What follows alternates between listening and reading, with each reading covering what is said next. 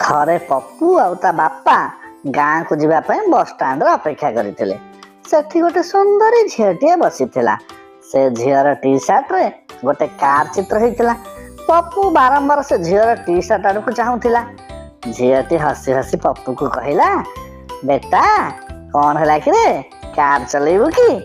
ପପୁ କହିଲା, ନାଇଁ ମ ଆଣ୍ଟି, ମତେ କଣ କାର ଚଲେଇ ଆସିଛି, ତମେ ଯଦି କହିବ ଖାଲି ହର୍ନ ଦିଟା ଟିକେ ବଜେଇଦେବି ଆଉ।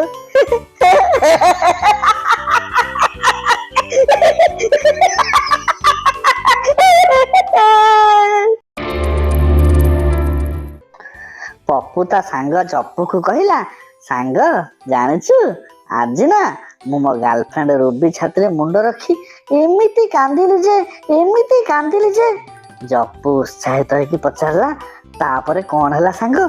ପପୁ କହିଲା, ତାପରେ ରୁବି ତା ସାର୍ଟର ଉପର ବୋତାମ ଦିଟା ଖୋଲି ଦେଇ କହିଲା, ଆବେ ଚୁତିଆ, ଚୋଷିବୁ ଯଦି ଡାଇରେକ୍ଟ କହୁନୁ, ଶଳା ଏତେ ଡ୍ରାମା କାହିଁ କରୁଛୁ?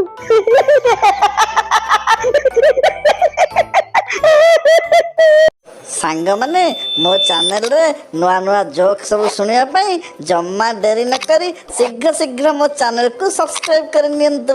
ଆଉ ବେଲ୍ ବଟନକୁ ପ୍ରେସ୍ କରି ନୋଟିଫିକେସନ୍ସକୁ ବି ଅନ୍ କରିଦିଅନ୍ତୁ। ଭିଡ଼ିଓ ଦେଖନ୍ତୁ, ଲାଇକ୍ କରନ୍ତୁ ଆଉ କମେଣ୍ଟ ବି କରନ୍ତୁ। ଥ୍ୟାଙ୍କ ୟୁ ସାଙ୍ଗମାନେ, ନମସ୍କାର।